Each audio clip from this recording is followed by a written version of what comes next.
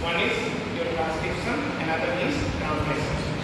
But another question is that why DNA structural and genetic material? I have already discussed many times because of three important properties. One is its autocatalytic property, another is heterocatalytic property, another is mutativity.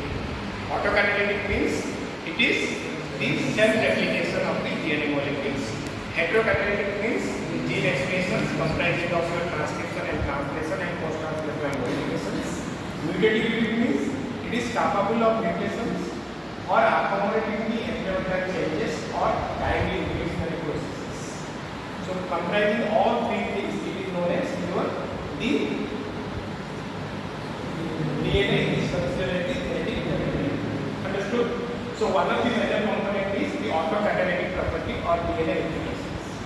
DNA replication based upon the features of the DNA which is mostly propagated by your double helix models. What are the basic features of the double helix model? Two strands are anti-parallel to each other and each base pair is complementary in nature, which is following your Chargaff's rule. Then we are coming to how it is going to be replicated.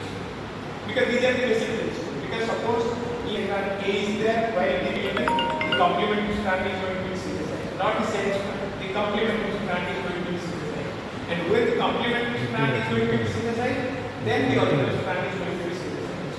That was the basic model of DNA replication.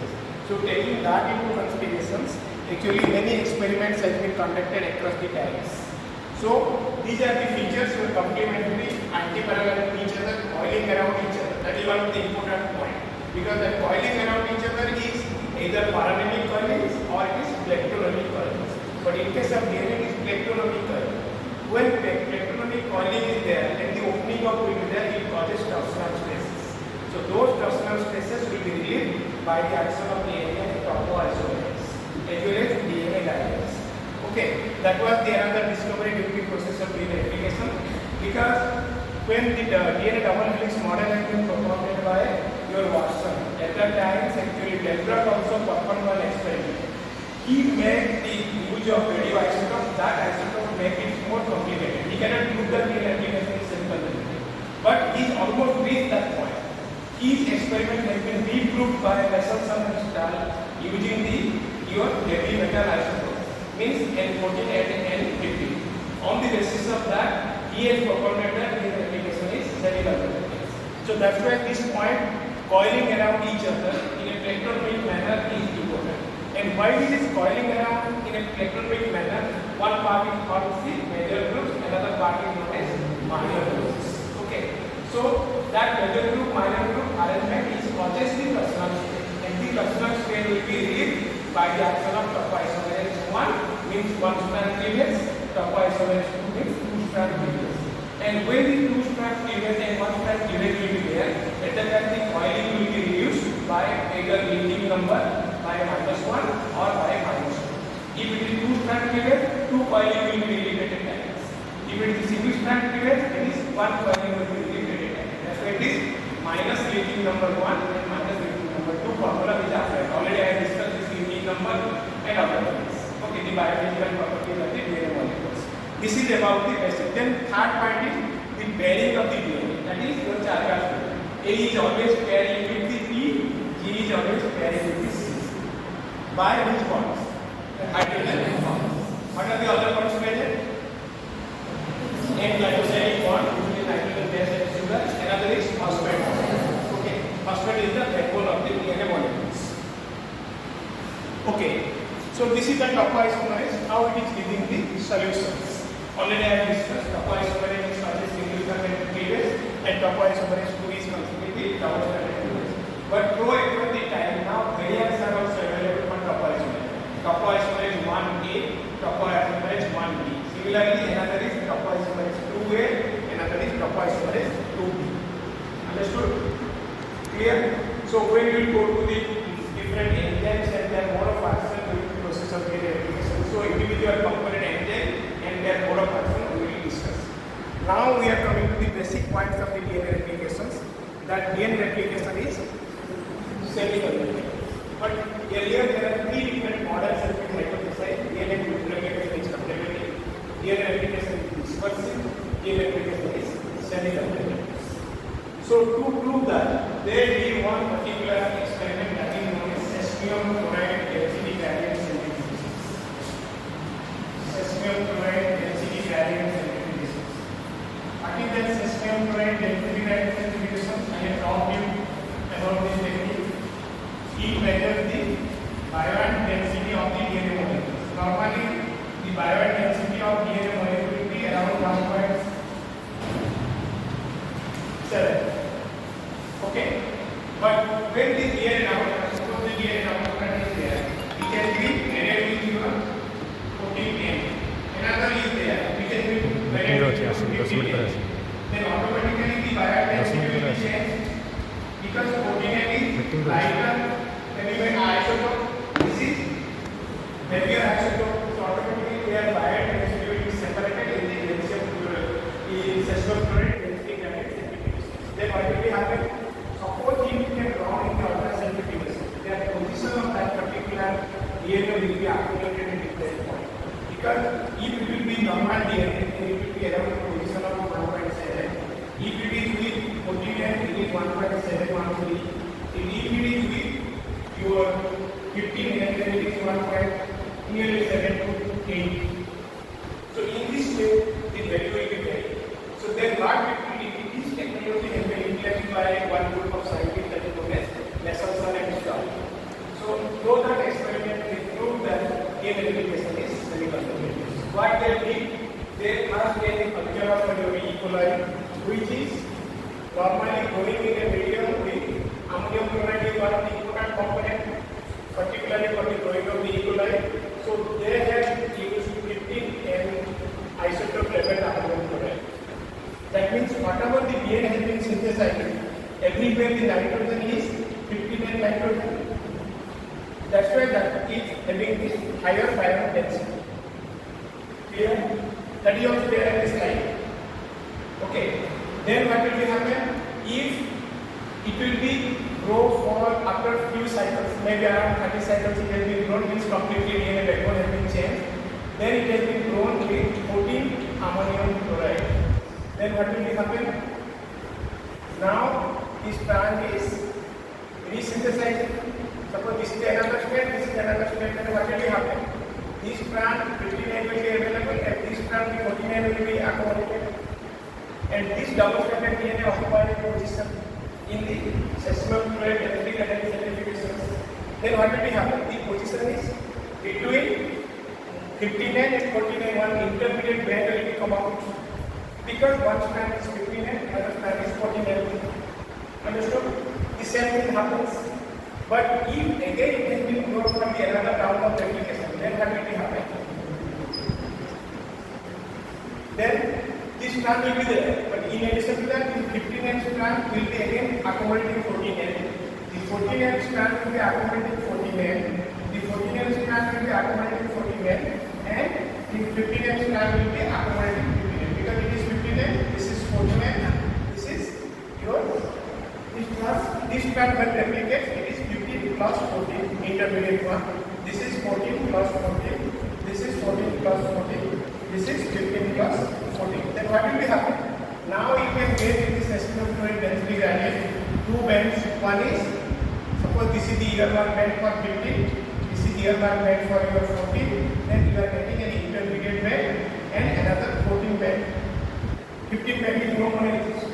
So this study implies that DNA replication is semi-conductor. But here the question arises that if it will be dispersive, then what happens? If it will be conservative, then what happens? Because if it will be conservative, then what will be happen? Always 15 one strand, 14 another strand. Only two bands, 15 and 14 we should get. But if it will be dispersive, then what will be happen? Only the intermediate band will get. Will not get the 14 bands. Since if the bands are coming in the cesium chloride density gradient centrifugation is your 14N, another is 5N. So taking that into consideration, they have propounded that DNA replication is semi-conductor. Thereafter, autoradiography experiment of can come out into pictures. But autoradiography is more problem because it depends upon your isotopic radioisotope. Okay, that is your 32 So it is a problem because through time it will be called speaking. So taking that into consideration, this experiment of Messelson and Stahl is the You understood my? So this is the this same thing again. I am trying to explain how this process actually happens. You see, you have to prepare a sesamoid chloride density sensitivity. Means you have to prepare the sesamoid 6 molar sesamoid chloride, which will be labeled with your 49 and 59. Understood? Then if you centrifuge at 50,000 rpm for 48 to 72 hours, then what will happen? It will be make a gradient. Means heavier molecule will be in the top and lighter molecule will be on to the bottom. So then what they did, they have isolated, on that way I have explained, they cultured E. coli in containing the media where 15N ammonium chloride is there and for several cycles. Then automatically it has a band containing the 15N region, 15N region occupying a position that is 1.724. Okay? Then if it is containing the 49, the region is 1.710. Normally they occupy a position of 1.7. But what happened? When they have grown it there and another they have grown it with the 49 medium, they occupied 2 bands. So it was the initial experiment they conducted to validate their approach using the density gradient centrifugations, where sesamoid chloride is the molecule which creates the density. And this density is measuring on the basis of your Byron density. Clear? Then what happened? They conducted the experiment in the same manner. The E. coli is grown in the ammonium chloride medium 15N for a long cycle. Then they transferred to the 49 ammonium chloride medium. Then what will be happen after one cycle? In the first cycle they will get the hybrid band. Okay? After second cycle they are getting a hybrid band as well as the lighter band. On the basis of that they have proposed this particular DNA replication process is semi-conservative on the basis of their centrifugation experiment. Okay, this was in detail. What will be happening in the generation?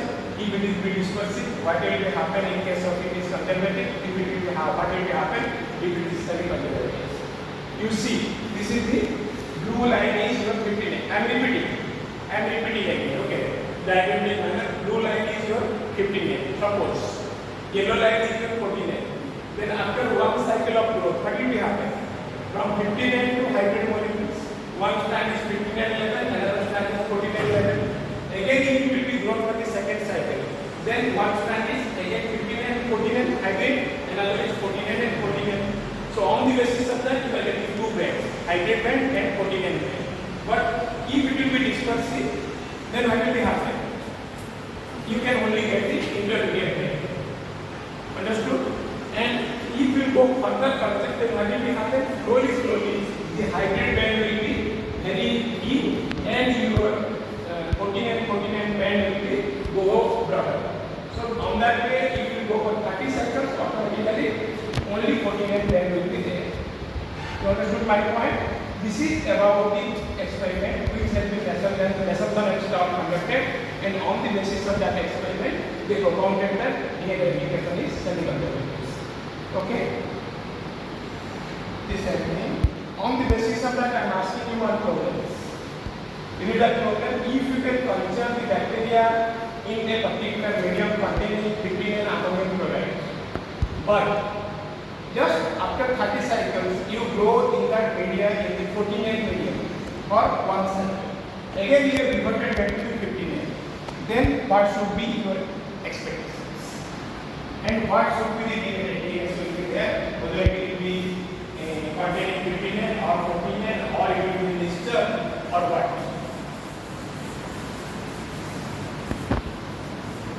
Are you getting the question or not? Ready?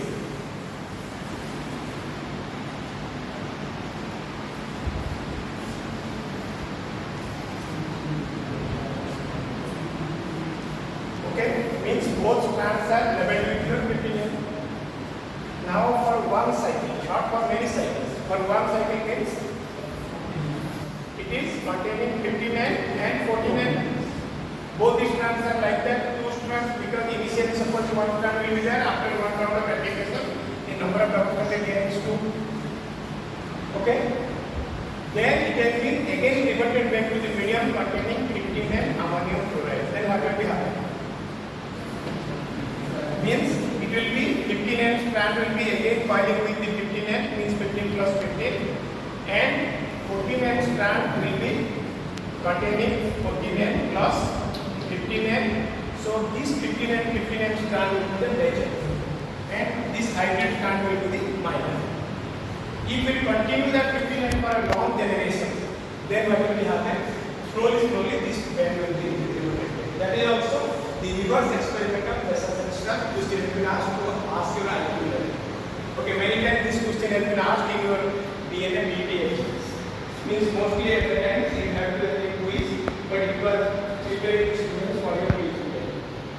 Okay, this is about the DNA replications conservative model. But in addition to that, in replications model, this was the model known as odd model. But in addition to that, there are variation of models like D-loop model, rolling circle model. Two major variations are there. Mitochondrial DNA is replicated by D-loop model. In the D-loop model, what will happen? Because most of the organelle genomes, individual bacterial genomes exist in a circular matrix, and they are present in a double-stranded structure. It is the graphic diagram. Okay. Suppose the DNA replication origin from a particular point that is known as origin of replication. Once it will be originated, then what will happen? One strand will be synthesized in our direction, another strand will be in the reverse direction. But here what will happen? Only one strand replication will be start first, and which strand will be start? That will be just displaced. Since it is displaced, that model is known as D-loop model. And once this strand synthesis will be complete, then the second strand synthesis will be started. Okay, this is known as D-loop model. That is already been explained to us. This strand has been displaced, that's why it is known as displaced strand. And this model is known as displaced or displaced loop model. But another variation is the rolling circle model. Here what will be happen? There will be a nick, and the nick allows the opening of a single strand. On the basis of the single strand, what will be happen? Your complementary strand is going to be synthesized. That is known as your rolling circle model. This is about the variation. In addition to that, there are many abnormalities there during the process of your replication. But this is also known as your DNA replication model. But in addition to this variation of DNA replication model, there are some common tenets. So those common tenets are equally important for both prokaryotes as well as eukaryotes. That is, DNA replication starts from a particular point that is known as origin of replication. In case of your prokaryotes, which is known as oocytes. Similarly, in case of eukaryotes, DNA replication starts from a particular site that is known as autonomous replicating sequence or ARS. These sites are common. If you are talking about E. coli has only one original replication site. But if you go to human DNA, nearly 50,000 number of autonomous replicating sequence. Means in case of prokaryotes or E. coli, the replication starts from a particular site and terminates from a particular site, just as a uniform method. But in case of human, 50,000 sites of your replication origin is there. Means autonomous replicating sequence site is there. Means they may not occur simultaneously. Across the time, depending upon the requirement, they are going to be synthesized. Okay, that's why eukaryotic model is more complex than prokaryotes. Similarly, another point of similarity is that DNA replication in both prokaryotes as well as eukaryotes completes through three steps. One is your initiation, another is elongation, another is termination. But whatever the factors required for initiation, what are the factors required for elongation, what are the factors required for termination are different. But the process is same. Another thing, the enzymes are also your DNA polymerase enzymes, because they require to calculate DNA to initiate the process. So much they can start the process. So, but the type and number of DNA polymerase is different. In case of your prokaryotes, 5 different equal polymerases have been identified: DNA polymerase 1, DNA polymerase 2, DNA polymerase 3, DNA polymerase 4 and 5. DNA polymerase 3 is the major enzyme for the replication process. Which read how it will be initiated, from where it will be initiated, what is the organization of the initiation site, that will be. But if we go to eukaryote, the number will be around 12.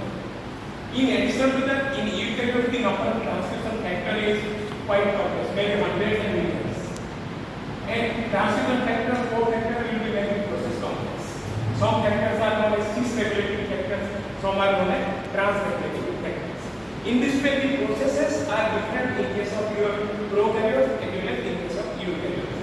In case of prokaryotes, we are mostly considering the E. coli as a model organism because it has very less amount of replicative DNA or almost zero. Similarly, in case of your eukaryotes, we are taking yeast as a model organism.